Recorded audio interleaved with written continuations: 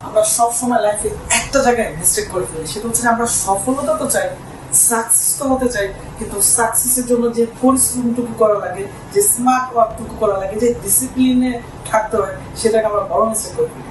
বাস আপনার লাইফে সফলতার জন্য অন্য কেউ দায়ী না, আপনি ব্যক্তিটাই দায়ী। শুধুমাত্র ডিসিশন মেক করতে হবে, আপনি আসলে লাইফে কি চান, গোল সেট করতে হবে। ওই গোলটা সেট করে ওটার জন্য স্মার্ট ওয়ার্ক করতে হবে। শুধু হার্ড ওয়ার্ক করলে হবে না, কিন্তু সেটা স্মার্ট ওয়ার্ক করার প্রয়োজন আছে।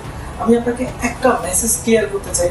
দেখেন, আমাদের লাইফে লাইফ ওইটা না যেটা আমরা লাইফ থেকে এক্সপেক্ট করি, যে আমার লাইফে এটা হবে, এটা হবে, এই হবে, সেই হবে।